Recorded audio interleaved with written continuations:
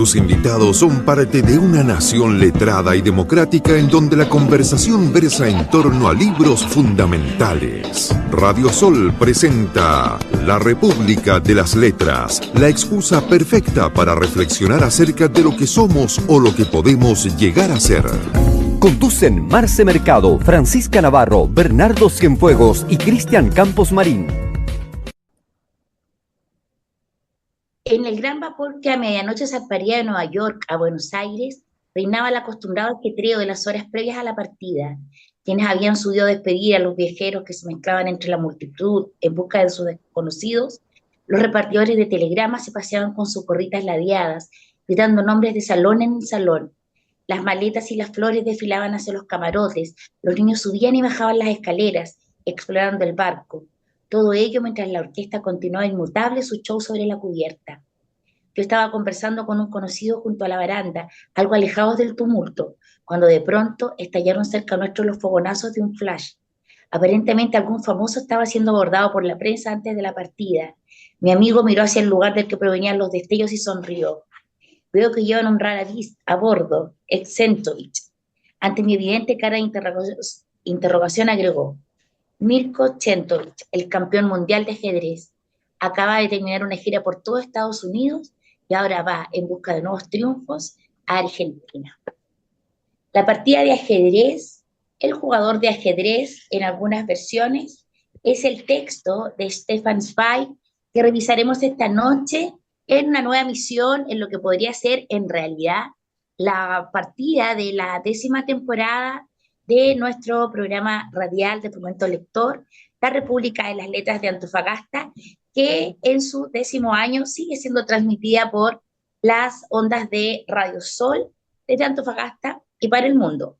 Me encuentro con, partimos en marzo con El Universo Nunjunco, quedamos de seguir hablando del libro. Sí, por supuesto no lo hicimos, porque algo nos pasó, entonces no seguimos hablando de él. Tuvimos medios acontecidos en marzo, y ahora me encuentro con mis habituales compañeros, profesores Cristian Campos. Hola, buenas noches. Y el profesor Bernardo Cienfuegos. Hola, hola.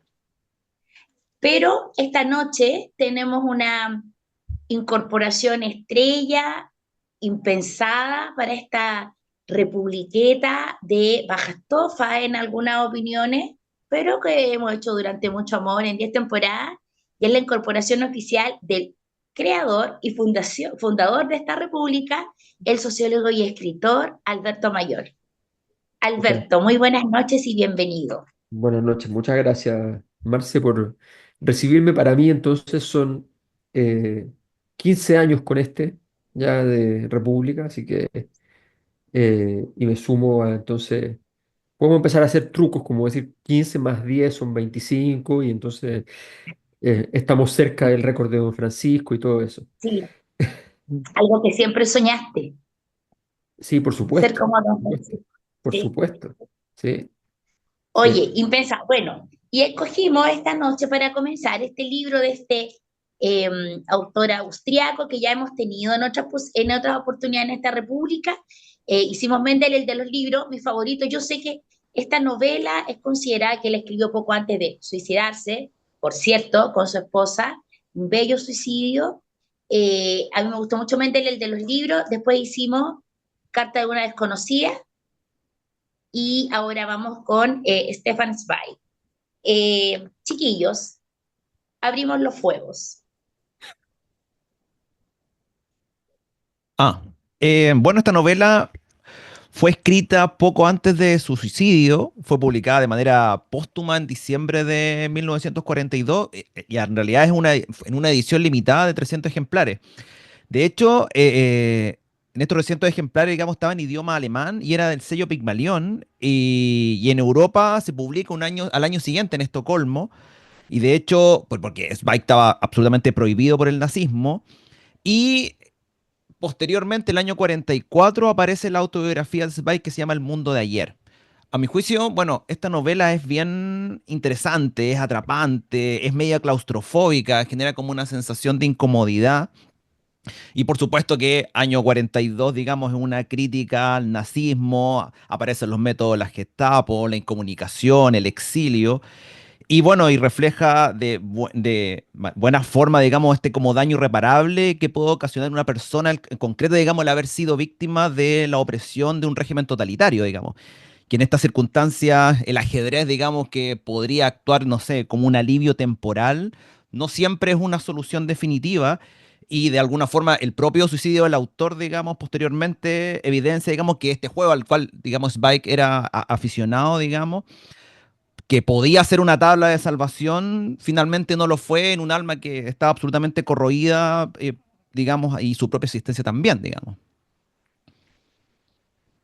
Oye, a mí me pasa que eh, yo sí la considero la mejor obra, no porque salga en internet o porque hay gente que sepa, sino que la capacidad inmersiva que tiene este testigo al ir contándonos todo lo que ocurre, el cómo te va metiendo en su introspección cuando nos vamos enterando la historia de este sujeto que aparece, porque irrumpe finalmente el verdadero maestro del ajedrez dentro del relato y nos encontramos con este doctor que nos va mostrando finalmente cómo es su proceso de resistencia ante una tortura blanca, creo que le decían, de estos encierros, de cómo finalmente buscaban aislarlo completamente para poder después sacarle la información que deseaban. Creo que no tiene parangón. Quizás de lo mejor que yo he leído el último tiempo, no había tenido la oportunidad de leer esta obra así, pero justamente cómo te tensiona, más que la partida del ajedrez en sí mismo, porque tiene mucho de locura, tiene este desgarro entre el sujeto que constantemente está haciendo el proceso psicológico versus este tipo frío calculador que se muestra incluso peyorativamente superior. Eh, más que todo eso es la esencia misma de saber que este doctor está haciendo un proceso 2, 3, 5, 10 veces respecto a una misma jugada, a un mismo movimiento. Lo encontré magníficamente relatado y de verdad que es muy intenso. Mm. Sí, yo creo bueno, perteneciendo a ese género que ha sido tan bien retribuido, que es la novela corta, ¿no? Eh, permite esta obra, Zweig es un gran biógrafo, ¿no? Esa es su gran gracia y sus novelas siempre son en parte una biografía. Pero en este caso eh, hay una especie de esfuerzo que después de hecho este programa lo hice con la otra República de las Letras, ¿no? Y hoy día, después de la última lectura, creo que efectivamente uno empieza también a encontrarle la vuelta, porque es una novela distinta a a las de Zweig en general. Y, y había un misterio que me traté de cara a desentrañar y que voy a explicar en algún momento, pero que es lo que concluí, que me obsesionó durante estos días mientras la volví a leer, que era en el fondo esta idea de estos tres personajes, ¿no? Con los que se inicia la novela. Porque la parte mejor escrita es la parte del tiempo del cautiverio del personaje, del doctor B, eh, que es el personaje intelectual, que es el personaje que desafía finalmente al campeón mundial, o que desafía por azar, porque tampoco es que él quiera desafiar al campeón mundial. El azar lo lleva a la situación, el azar unido al talento, que es una cosa rara, ¿no? Eh, y resulta pero resulta que todo comienza con un trío.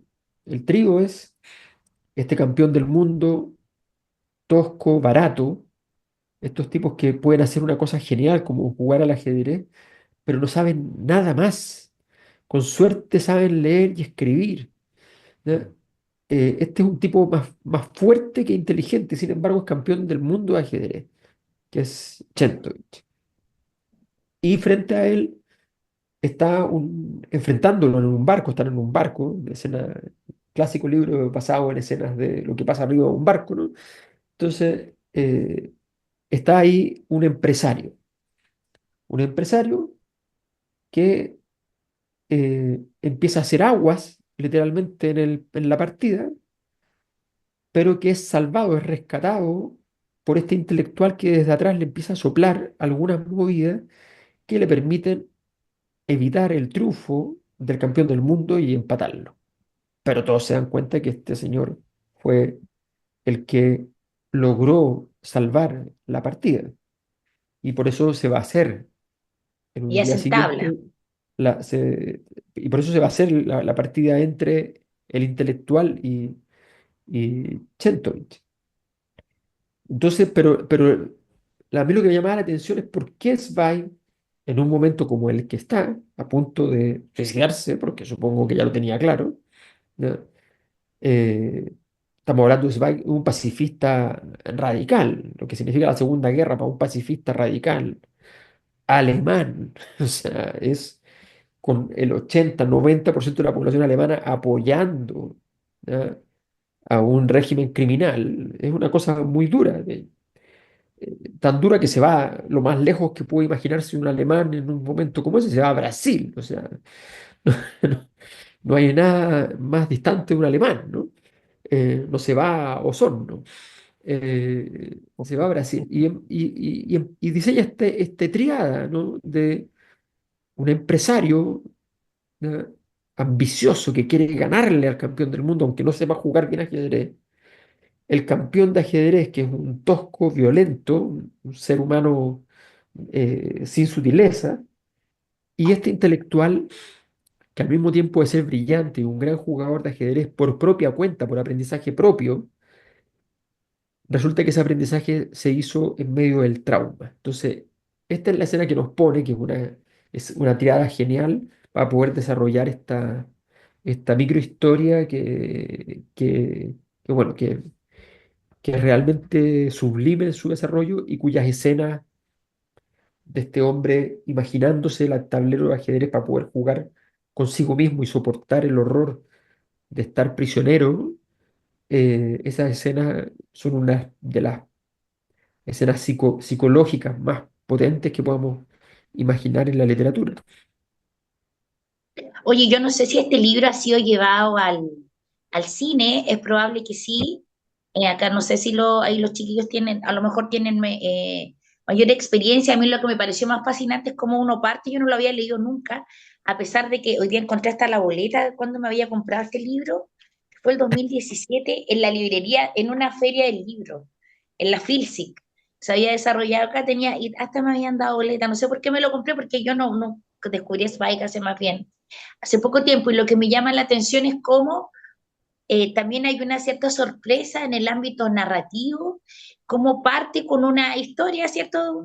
Hay un narrador que es más bien un narrador testigo que nos va contando esta suerte un poco como de lo que vendrían siendo los jugadores de fútbol en un momento, estos tipos con mucho talento, pero más bien torpes en términos, poco un bárbaro yo sentí, frente a la razón, pero luego aparece este otro doctor B que finalmente termina siendo, es otra historia totalmente distinta, y es una historia que mezcla, primero, cuando aparece el tema del libro, que me da la idea que es como recurrente también en la obra de Spike, lo que le produce en medio de su tortura, su temor por decir cualquier cosa que viniese a delatar a los otros, que también es un tema. Yo estuve en el verano dedicada a leer solamente libros de memoria, estamos en el Cronos, y replica este modo, pero desde otro lugar. Me pareció súper fascinante.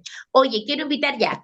Me parece que el Alberto, ya que se ha unido en este día increíble, nos puede deleitar con el primer tema. No, no, partan ustedes, partan ustedes. Yo me reservo para el final. Muy bien. Profesor Campo, Ok. tú Bueno, siempre tienes temas dedicados a esas mujeres que te persiguen por tu cuerpo trabajado. Muy sugerentes, además. vamos en esta oportunidad con... Bueno, me costó encontrar una novela, o sea, una canción referida a ajedrez, así que vamos con Un rey y un 10 de Manuel García. Muy bien.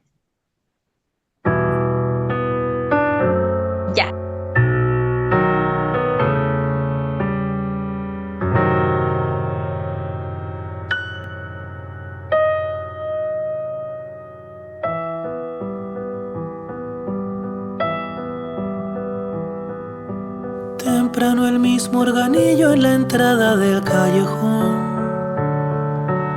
hizo volar la canción que en invierno nos despertó.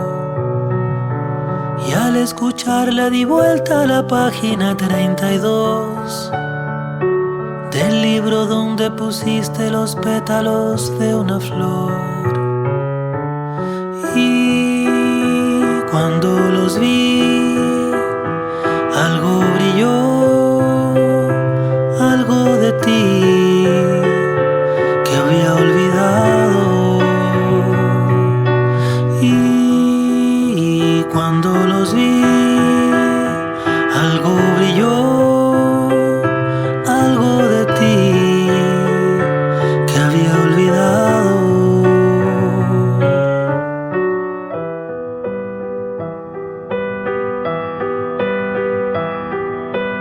De noche el viento que sopla escondido en el corredor hizo volar unos naipes que había en el velador.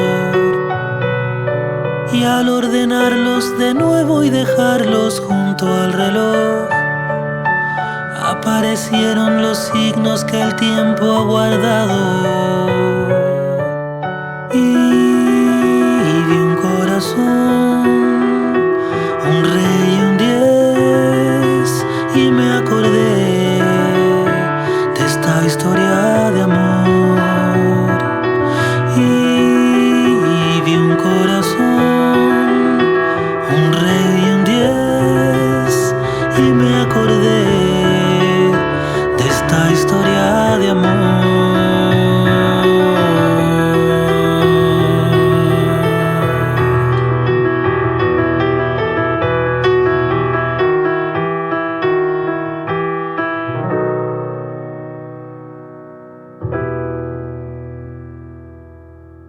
Dale. Reflexionó largo tiempo con los ojos inmóviles clavados en el tablero, de manera que apenas se podían distinguir sus pupilas bajo los pesados párpados, y durante la laboriosa reflexión iba abriéndosele paulatinamente la boca, con lo que su cara redonda adquirió un aspecto un tanto simplón. Centovich meditó unos minutos, luego su jugada y se levantó. Enseguida nuestro nuevo amigo musitó. Fue un movimiento para ganar tiempo, bien pensado, pero no hay que contestarlo. Hay que forzar el cambio, el trueque es indispensable. Así lograremos tablas y ni Dios podrá ayudarle. McConnor obedeció. Los próximos movimientos fueron para los dos. Nosotros hacía un rato ya que habíamos quedado relegados a papel de meros figurantes. Un ir y venir que no sabíamos explicarnos. Después de 7 jugadas más o menos, y al cabo de prolongada vacilación, Centovich levantó la cabeza y declaró tablas. Durante un instante reinó un silencio absoluto. Se oían de pronto el rumor de las olas y la música de jazz en el receptor de radio del salón. Se percibió cada paso desde la cubierta de paseo y el tenue susurro del viento que se colocaba por las rendijas de las ventanas. Todos reteníamos la respiración. Aquello se había producido demasiado repentinamente y todos estábamos poco menos que aturdidos por la realidad de hecho increíble de aquel desconocido impusiese su voluntad al campeón mundial en una partida a medias perdida ya.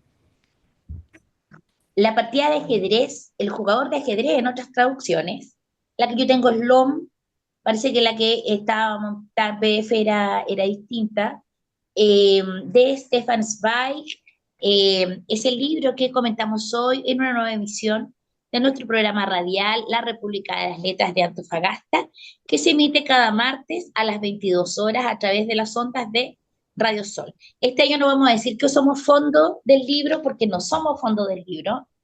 Oye, no porque no nos hayan aceptado, sino que porque no postulamos. Esperamos volver a hacerlo el próximo año. Pero sí agradecemos a la Radio Sol, que es el lugar donde hemos estado durante todo el desarrollo de nuestro programa de fomento del libro y la lectura. Oye, ya, Stefan Zweig, que nació en Viena, por si acaso no lo hemos dicho, en 1881, que muere en Petrópolis, en Brasil, donde se había trasladado desde Salzburgo, estallada la Segunda Guerra Mundial, donde muere junto a su mujer. Hablamos de este texto, ¿cierto?, que nos cuenta la historia al abordar un campeón mundial de ajedrez, un barco que va a transitar desde Nueva York a Buenos Aires, y es llamado a competir primero con un empresario y donde irrumpe la presencia de un nuevo personaje, de cual empezamos a conocer su historia, que es el doctor P. Claro que además quiebra la narración, porque en el fondo, en realidad todo lo que estaba originalmente, que es esa partida de ajedrez, se transforma en una partida de ajedrez que está en el fondo, en el alma de este personaje, de este intelectual que aparece. O sea, todo gira en ese instante. ¿No? La obra nos engaña porque nos presenta primero una escena en la cual, de la cual nos vamos a seguir interesándonos más allá de lo que le pase a nuestro protagonista que emerge un poco en medio de la bruma, El doctor B. el doctor B. ¿No? Y además, claro, y además que es súper relevante porque en este quiebre nos encontramos finalmente con este opuesto a Sentovich. Justamente desde este frío y calculador sujeto que, como explicaba Alberto, no sabe mucho más de la vida y de la existencia, salvo mover unas par de piezas y ya.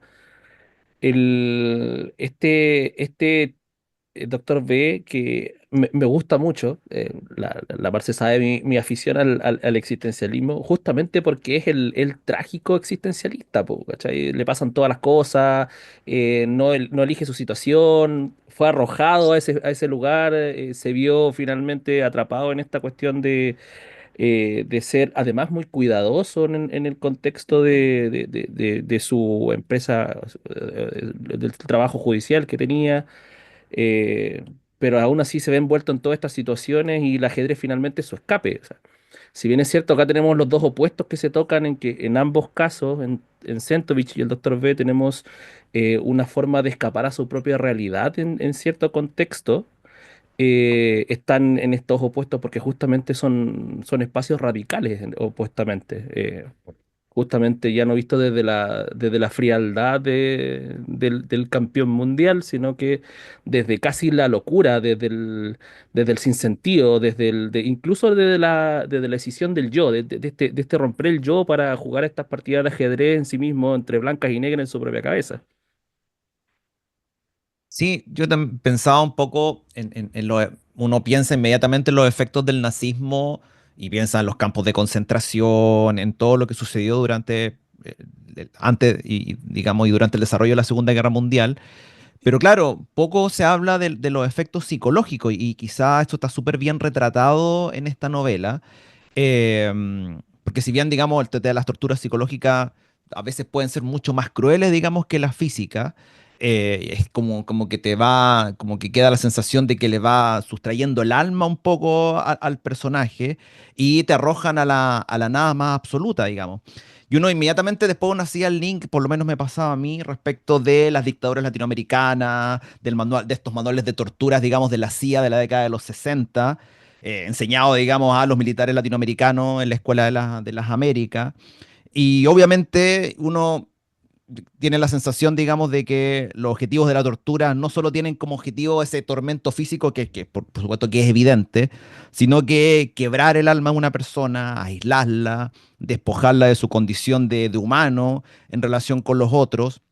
Y desde ahí, digamos, sacar la información. Es un proceso que además en la novela está muy bien mostrado. Es un proceso lento, metódico, brutal, que te confunde permanentemente y con el objetivo absoluto, digamos, de confundirte, de ablandarte y finalmente lograr la absoluta cooperación, digamos.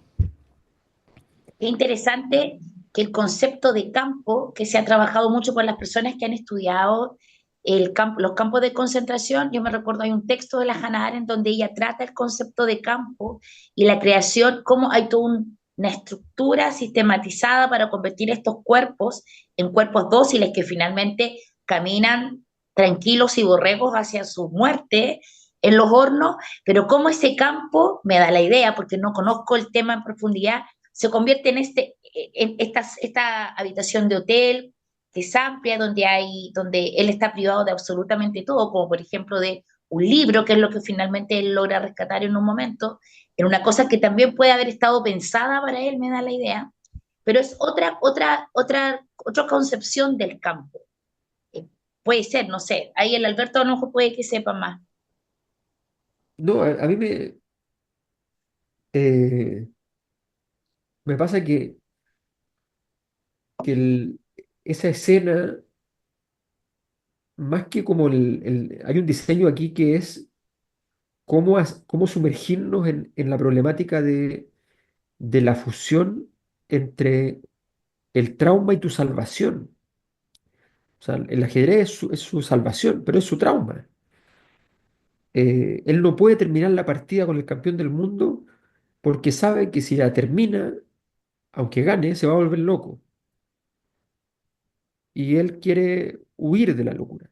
Entonces, porque sabe que estuvo muy cerca y que lo que lo salvó fue el ajedrez, pero el ajedrez lo salvó con él desgastándose en esta lucha íntima donde él es las blancas y las negras, disociándose.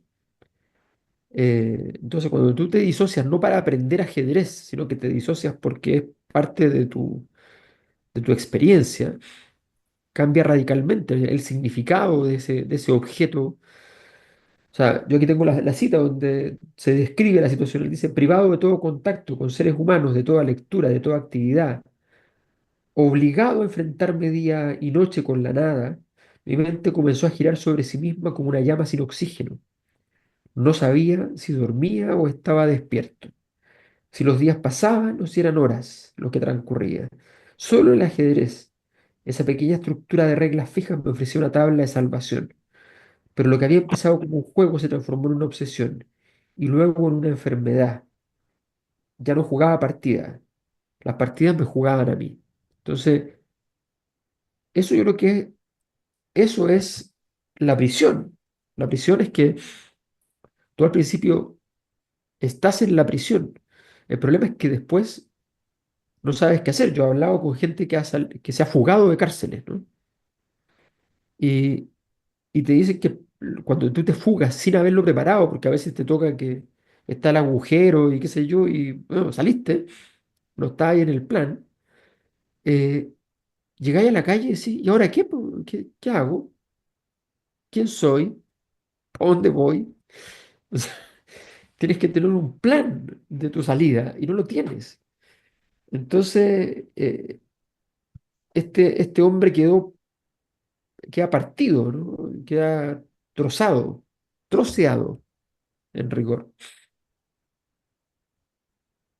Sí, sí, pero yo siento, fíjate que esta podría también parecer, por otra parte, desde el punto de vista de la lectura literaria nomás, uno pudiera parecer que el ajedrez es un mero pretexto para armar una novela que yo Obvio. encuentro que tiene cierta sofisticación desde el punto de vista de cómo él nos va, como decía el Alberto, nos va engañando. Entonces, parte con la historia de como Alexis Sánchez del No, ajedrez. no, ya. Alexis Sánchez, sí, Alberto, No, aunque te duela, es un Alexis no, Sánchez. no, o sea, yo no soy fanático de Alexis Sánchez, pero no, po. Esto es como Dabrowski, como un jugador de esos, po. Dabro. No, Buena referencia, ¿verdad? sí, no, es un Y con, goleador, el y con típico este tipo, goleador que no sabe nada de fútbol, po. El goleador que sabe que alguna vez en la vida cacharon que hacía goles nomás, eso es todo. pero yo, Dabrowski, a ella me supera, yo me quedé en el Mocho Gómez, po, en el No, Mocho hombre, Gómez, Mocho Merelo, Gómez, más o menos de la época de Dabrowski, más o menos. Davilo. Davilo era mi vecino en Calama. En serio, oye, tenemos que ir a la pausa. Ya, Ah, ya, vamos ya. ¿Quién va a ir ahora con el tema? El profesor Cienfuegos. Sí, yo voy así sencillo, corto, preciso, a propósito de fútbol, ¿no?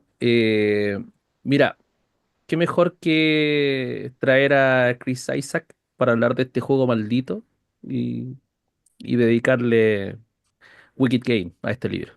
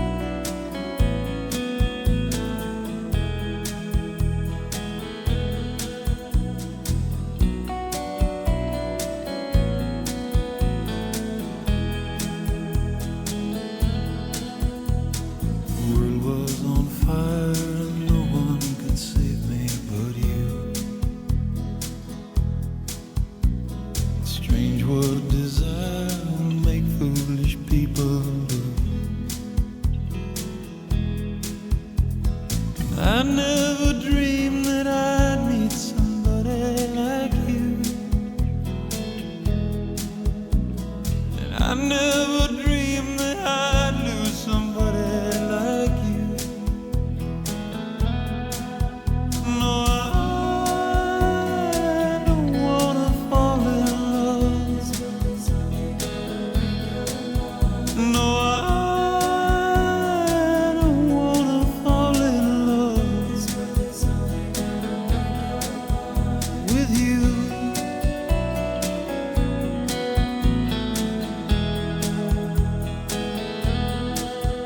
With you.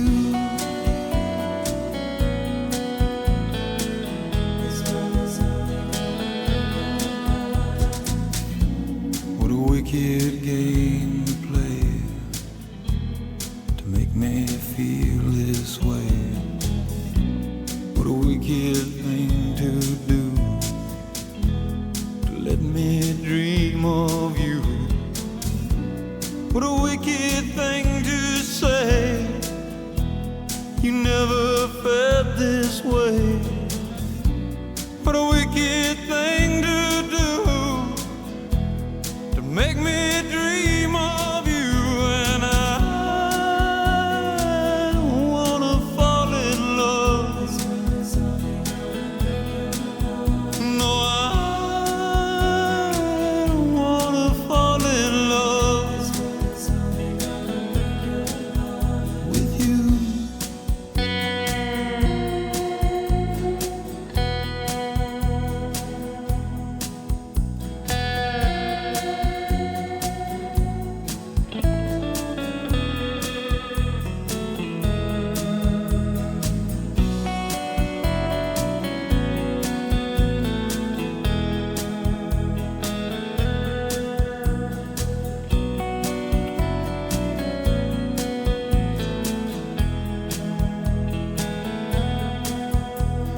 The world was on fire, no one could save me but you.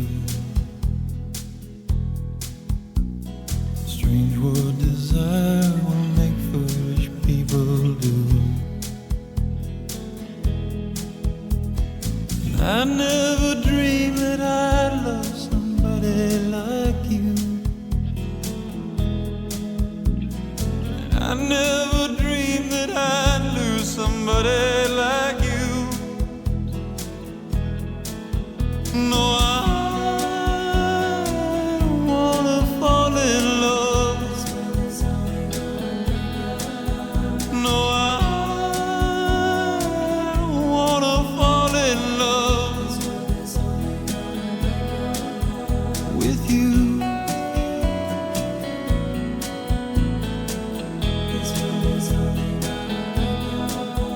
With you.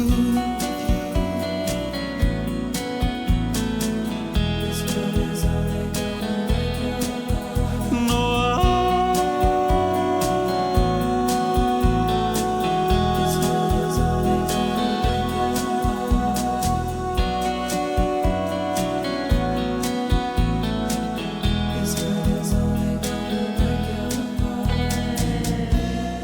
nobody loves no one.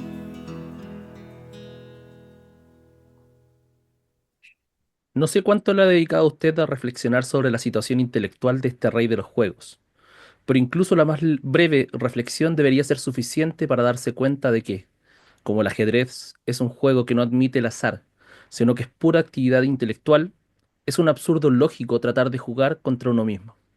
Lo más atractivo del ajedrez reside por completo en el desarrollo de estrategias de dos cerebros diferentes, en el hecho de que el jugador de las negras no sabe qué maniobras realizará el jugador de las blancas en esta guerra mental. Intenta adivinar y malograr los planes del jugador de las blancas, que a su vez trata de anticipar y contrarrestar las intenciones secretas de su oponente de las negras. Si una sola persona jugara con las piezas blancas y las negras, se produciría la ridícula situación de que un mismo cerebro sabría y desconocería algo al mismo tiempo, y al jugar con las blancas olvidaría por completo lo que pretendía y planeaba segundos antes cuando jugaba con las negras.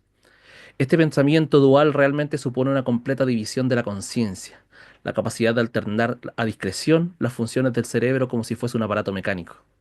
Querer jugar ajedrez contra uno mismo es una paradoja, como intentar saltar la propia sombra. Bueno, para resumir, en mi desesperación, Pasé meses intentando concretar esta absurda situación imposible.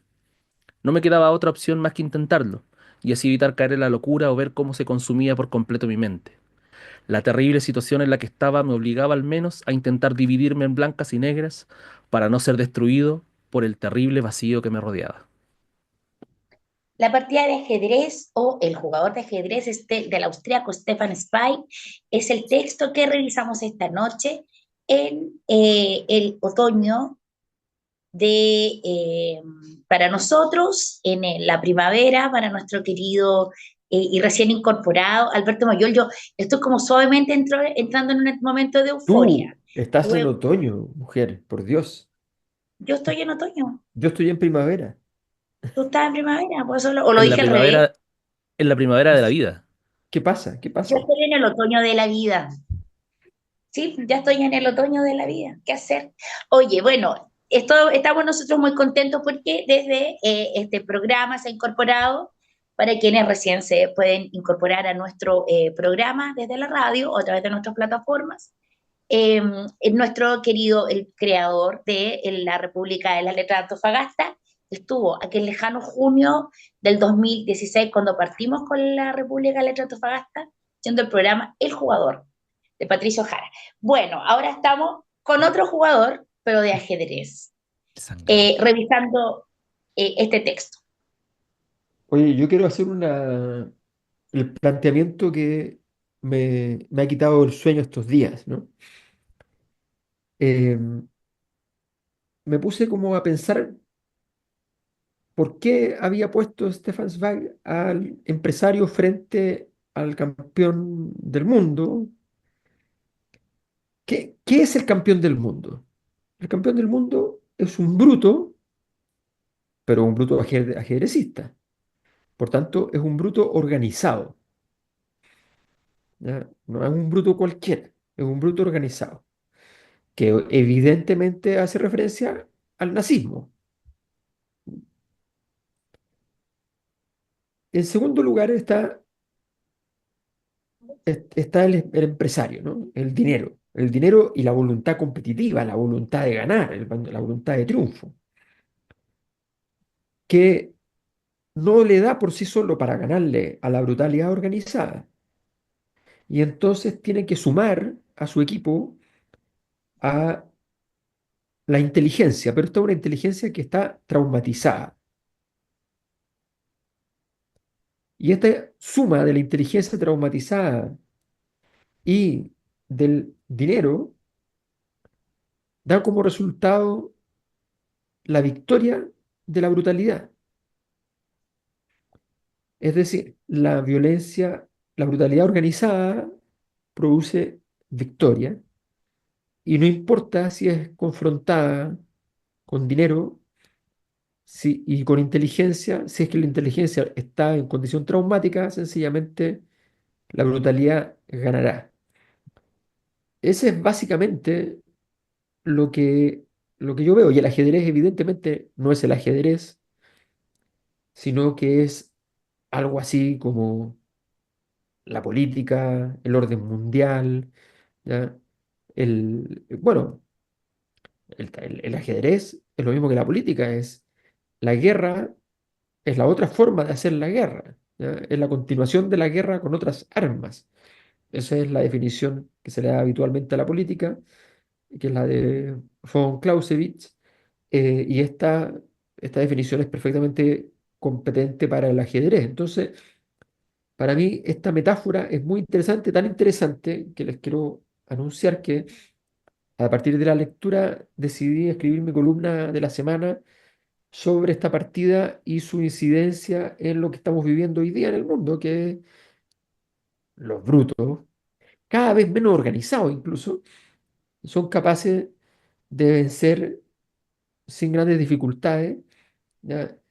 a- al dinero, por un lado, que parecía imposible de ser destruido y imposible de ser influenciado, y sin embargo es capaz de vencerlo. O sea, y a la inteligencia, sin duda, eso ¿no? Ya démoslo por descontado. Ni siquiera necesitamos que esté la inteligencia traumatizada. Eso está claro. Oye, bueno, la verdad es que me cuesta entender cómo yo siento que en este libro, como en todo buen libro, siempre hay cosas que uno no alcanza a entender y a uno hay una carta que le escribe la Hannah Arendt a Heidegger, en una de las cartas de ella, que es muy bonita, donde le dice que en un buen libro, ella siempre tiene que quedar con la desesperación de que hay cosas eh, que no alcanza a entender. Pero Alberto, en virtud de lo que tú nos comentas,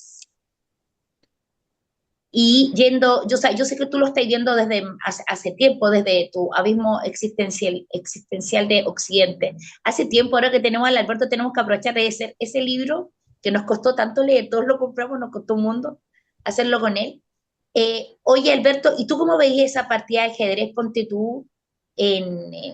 yo sé que puede parecer bastante banal, pero por ejemplo, a mí me pareció el asunto este de la Isabel Allende, la cosa de la casa, y en particular el discurso que ella dio en el Senado, sobre todo su discurso me pareció delirante, así como eso me pareció bruto, si que era brutalidad, me pareció bruto, así como, o tú crees que no, cómo es el juego del ajedrez en la política chilena? No, pero ¿qué juego de ajedrez? Pues me estás hablando ahí de...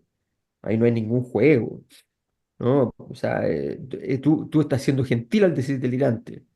Ese discurso no es nada. Si el problema no es, o sea, el delirio por lo menos tiene alguna gracia, ¿no? Tiene creatividad, tiene saltos lógicos que son abruptos, discontinuos, pero son saltos lógicos en algún sentido. Eh, ese, el discurso, o sea, eh, no sé, para mí es como leer el doctor Chivago de Boris Pasternak cuando se encuentra al final de la novela con la hija, ¿no? de uno de Clara. de los personajes, claro, y dice, la única conclusión a la que pueden llegar es que después de Grecia solo vino Roma, para hablar de la decadencia del mundo, ¿no? Entonces imagínate después de Roma lo que vino, después de lo que vino, y así sucesivamente hasta llegar a este instante, eh, porque tú miras el discurso de Allende y el discurso de Isabel, y bueno, hay un poquito de distancia, ¿no? Dios Pero no me mío, hagas la hablar de la degeneración de coyuntura, Oye, pero maldición. para añadir a eso, yo creo que el contexto político de Chile está mucho más cercano a otro libro que se llama Una partida de ajedrez que fue escrito por Thomas Middleton, al 1600, donde literalmente utilizan el tablero de ajedrez para satirizar lo que estaba ocurriendo en el contexto de Jacobo I y todos esos tipos. O sea, y hay una burla, literalmente una obra dramática donde finalmente todo es un absurdo, nada tiene mucho sentido, y es un poco lo que veo hoy día, o sea, la cantidad de candidatos, la cantidad de declaraciones que no tienen asidero, precandidatos presidenciales que no han ganado ni una elección, y así sucesivamente, o sea, es un circo esta cuestión. A mí espérate, volviendo a que hacía rato que quería decir esto, a mí me da la idea que este detalle que usas, Bai, en esto de decir como mueve de uno, muévelo hacia, como utilizando como estos esquemas, me da la idea que a lo mejor alguien que sepa jugar ajedrez, yo, vamos, se mueven las piezas, a lo mejor hay cierta sistematización y también hay cierto mensaje porque tiene, es una novela súper breve, pero tiene páginas completas de los movimientos y eso me pareció que tenía cierta cadencia, incluso a pesar de la traducción, que siempre uno se queja, porque esta es una traducción desde qué sé yo, entonces siempre nunca nos llegó, a pesar de que la mía parece va a ser bastante seria. Por lo menos Lom dice que es serio. Paula Iriarte es mi traducción. Bueno, viene de cerca la recomendación. Sí, Paula Iriarte dice esta es la traducción más seria que hay de la novela de su país. Pero al Ya, parecer oye, Zweig estaba como, o sea, era como bien de alguna forma aficionado al ajedrez. De hecho, está muy bien documentado respecto del mundillo del ajedrez de la época. No sé, Sí, aparece Alekhine, Capablanca, Tartakower. De ese conocimiento, digamos, te tira algunas perlas. Por ejemplo, cuando el pasajero narra, eh, bueno, cuando este pasajero, digamos, dice, el ajedrez posee la maravillosa cualidad de no fatigar la mente. Como toda la energía del pensamiento se concentra en un campo absolutamente delimitado, ni la más intensa actividad mental llega a cansarla, sino al contrario, consigue aumentar su ligereza y su vivacidad. exacto. Mm. Oye, dentro de cosas que a mí me parecieron encantadoras, cuando se inicia el libro y cuenta la historia de este Alexis Sánchez del Mm, ajedrez, a pesar de que el sí. Alberto, sí, nos vamos al tiro. No, no, estoy Él mostrando Estoy la mostrando el parte. ajedrez. ah, usa el término la burra de Balaam, que efectivamente es un término que se usa en el Antiguo Testamento. Números 22, 27. O sea, me parecen encantadores cuando son guiños que son verdad Es lo a tuyo, la es lo tuyo. Biblia, que está tan denostada la Biblia, y a mí me parece que tiene cosas encantadoras, como de ahora en Eh, adelante lo podemos usar en la escuelita, profes. tenemos que hacer un programa juntos, tú, yo y la Marinovich sobre la Biblia. ¡Ah! La Marinovich, debo declarar, y los chiquillos saben que la Marinovich es mi placer culpable. Hoy el otro Súper día culpable, sí, con placer, me la llamó amo. Florcita Motúa para decirme que el programa con la Marinovich era lo máximo y que por favor le diera el teléfono para llamarla. Mentira, pero la amo. Oye, yo a mi favor debo decir que yo no voy a aceptar discusiones en la number one fan de la Marinovich. Yo veía la orquesta del Titanic, Bio TV, Jaime Bellolo, Alberto Mayol y Tere Marinovich. Ahí Solamente estuvimos, voy a decir bueno, ahí eso. estuvo Jaime, pero antes estuvo Axel Kaiser y antes estuvo Girardi. No, si estuvimos ahí. Uf, No, pero uf. yo también te voy a decir, es delicioso, pero por favor yo quiero, acepto el desafío, quiero vagaría por discutir, la amo. Ya, ahora sí, Alberto, te toca ir con el tema. Bueno, no, yo creo que como a Zweig le gustaba mucho Wagner, voy a ir al famoso preludio de Wagner de Tristán e Isolda, que es Tristana y Sol. muy, muy famoso en el mundo musical y que además tiene esa oscuridad propia que requiere este libro.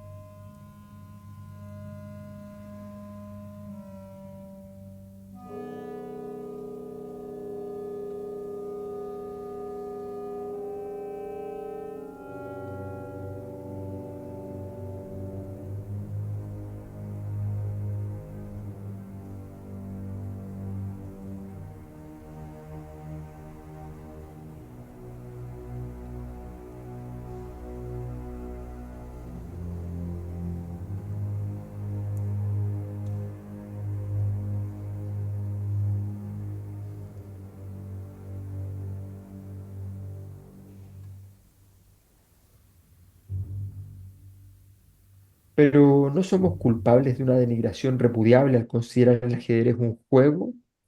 ¿Acaso no es también una ciencia y un arte? Algo suspendido entre esas dos categorías, así como el ataúd de Mahoma se encuentra suspendido entre el cielo y la tierra. ¿No es una conexión única entre pares de opuestos, antiquísimo pero eternamente nuevo, con una estructura mecánica pero eficaz solo por obra de la fantasía, limitado a un espacio geométrico fijo pero ilimitado en sus combinaciones, en constante producción pero estéril, un pensamiento que no conduce a nada, matemáticas que no calculan nada, un arte sin obras de arte, una arquitectura sin sustancia, que sin embargo ha demostrado ser más duradera en su esencia y existencia que todos los demás libros y obras de arte? La La definición de partida de ajedrez,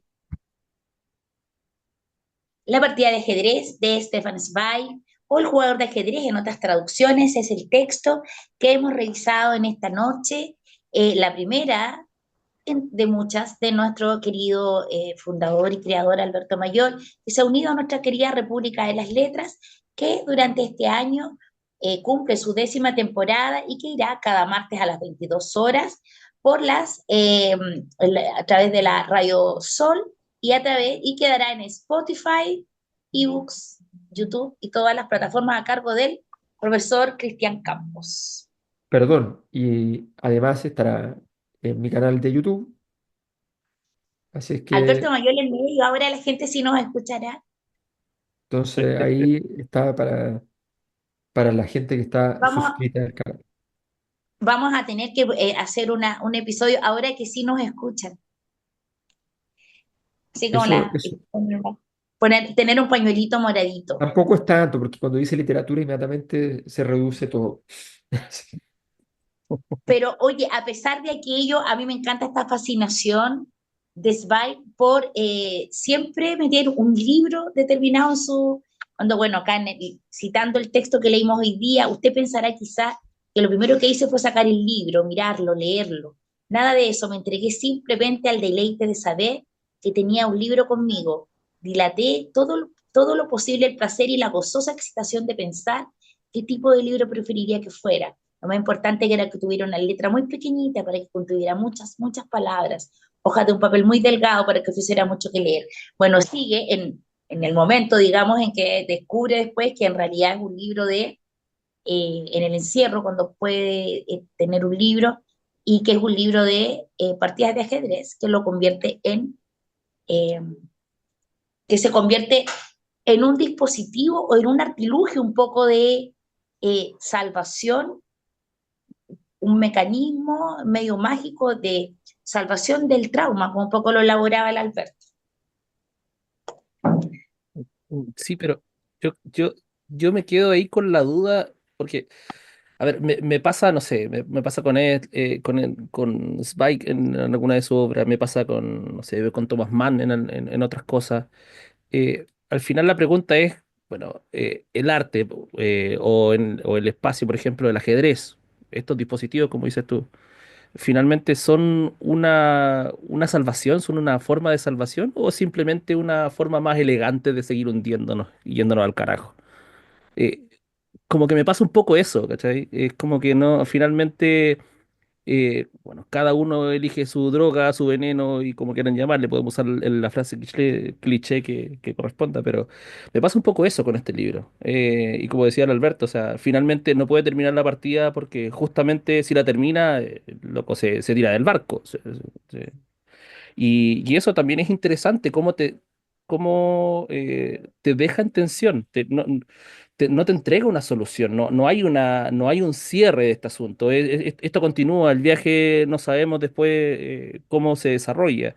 Y esta indeterminación también, estos espacios vacíos que uno se ve obligado, por una cuestión de la mente, a rellenar con sus suposiciones, también es crítico. Y eso también habla de la maestría de Spike en este proceso. Se sabe también que al parecer, digamos, esta novela la ideó Zweig camino a Brasil, que ya, digamos, es un escape, pasar de Europa a Brasil, de un destino como ilusorio, y que también encierra la triste constatación, digamos, del fracaso, digamos, de su propia existencia. Se sabe también que los días en Petrópolis no abandonó el ajedrez, incluso intentó entrenar a su esposa, digamos, para que aprendiera más en profundidad el juego, pero ya en ese momento es evidente, digamos, que están en proceso como de abandono, po. O sea, el amor, digamos, por este pasatiempo, la idea de biografiar a Balzac, digamos, que era uno de sus proyectos, el amor por las tertulias, por la vida, digamos. Y también queda en el aire, en la novela, la sensación de que este señor B no podrá nunca, digamos, desprenderse de la amenaza que se cierne sobre su cordura. Y que Sentovich, también este especie como de hombre unidimensional, también encierra dentro de sí la promesa de esta paranoia final, digamos. Si alguna vez se cierra esa ventana al mundo que parece ser, digamos, tan limitada y lo que es el ajedrez, digamos. Mm. Es súper buena la cita sobre el tema del hombre unidimensional, porque, Mm. pero lo interesante es que lo que imaginó la teoría crítica era que el hombre unidimensional iba a ser, por decirlo así, el empresario, ¿no? El gestor, el hombre del dinero, fundamentalmente. Y nos aparece aquí un hombre unidimensional que parecía superado por las etapas de la historia, que es el bruto, ¿no? Que es el que solo sabe hacer una cosa, que no maneja el lenguaje, que no conoce la sutileza.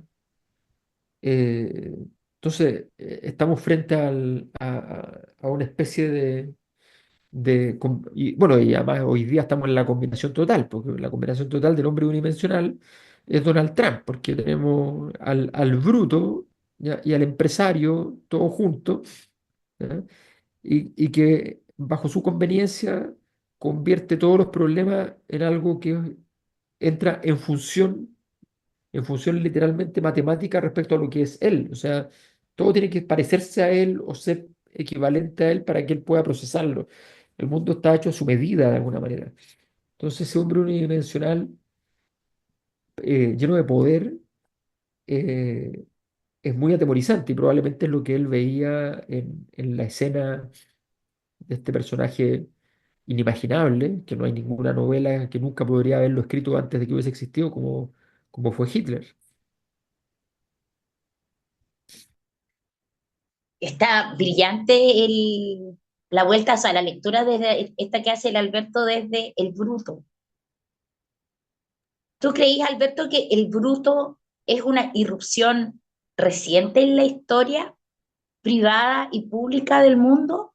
O sea, No, bueno, el bruto ha existido siempre, pero digamos, estos brutos que están así como no, muy... porque son las épocas de confusión y crisis. Por las épocas de confusión y crisis, el bruto tiene muchas ventajas comparadas, porque la persona sofisticada tiene que darse tantas vueltas para explicar algo importante que nadie lo va a entender ni nadie le va a importar, así que lata.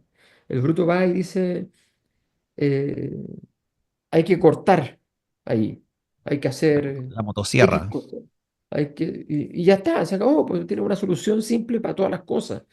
Y la gente quiere escuchar soluciones simples porque le hace sentir más tranquilidad, porque tú estás buscando sentir que el mundo se puede cambiar con tres, cuatro jugadas y que, o sea, cuando tú empiezas a complejizar, qué sé yo, el tema de los migrantes, no a complejizarlo en el sentido así como de la buena onda y los derechos humanos, no, a complejizarlo en serio, o sea, eh, si tú no le das carnet de identidad al migrante cuando cometa un delito, entonces lo tienes que deportar. Al deportarlo lo devuelves a su país de origen gratuitamente y después el tipo vuelve a llegar a trabajar para que nuevamente lo deportes, ¿ya? Porque le conviene, porque le pagas el pasaje de vuelta, ¿ya? Bueno, pero es que si le doy carnet de identidad, bueno, si le das carnet de identidad puede estar preso, po, ¿ya? Pero es que no creo que tenga carnet de identidad. Ah, bueno, genial, pero entonces lo vas a deportar. Sí, quiero que lo deporten porque es lo más duro. No, no es lo más duro para el delincuente. Entonces, entonces los problemas son así, de que no se puede explicar porque la gente se queda con una escena, ¿no? Y con una escena el bruto gana, po. O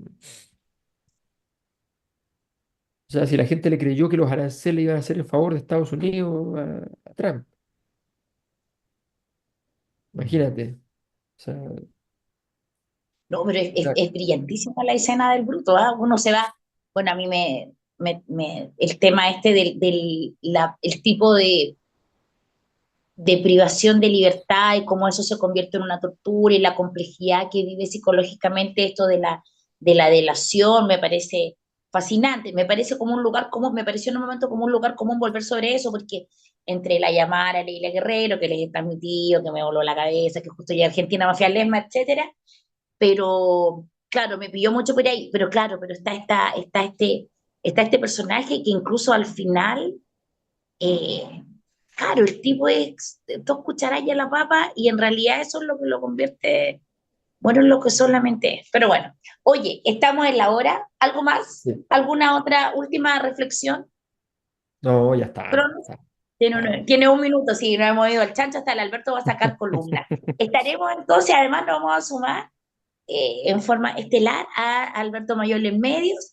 Alberto, bienvenido. Tú sabes, como te dijimos antes en la previa, que nosotros somos gente que vive en una zona minera. Tú has estudiado mejor que nadie en el mundo entero la zona minera. O sea, nosotros tenemos que hacer un proceso. Todas las semanas te vamos a preguntar si vas a participar o no.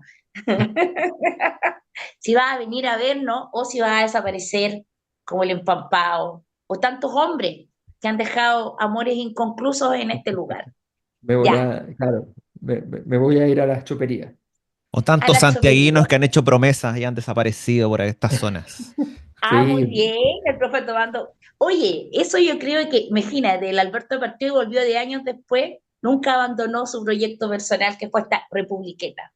Ya, oye, vamos la otra semana, invitamos al Alberto ahí que nos proponga el libro, que esperamos que sea un libro que exista acá, no como cuando nos hizo leer el de Martin Amis, ¿se acuerdan? y no Qué está, horrible. no está. No estaba, y nunca nos mandaste el PDF, pero llegaste y hiciste el programa prácticamente solo. Ya no me acuerdo, pero ahí conocí a Martin Amis, entonces después fui a ver la zona de interés que no tenía mucho que ver con el libro. Sí. Eh, ya, ahí el Alberto que nos mande el PDF. Chiquillos, felices de volver, estaremos todas las martes y luego en plataformas. Bueno, Y nos esta ha vemos. sido la República de las Letras. Muy buenas noches. Buenas Buenas noches. noches. Yo. Fue La República de las Letras. Hasta la próxima semana cuando nos reunamos en torno a los libros en un viaje imaginario por un mundo sin límites. A preparar las maletas. Conducen Marce Mercado, Francisca Navarro, Bernardo Cienfuegos y Cristian Campos Marín.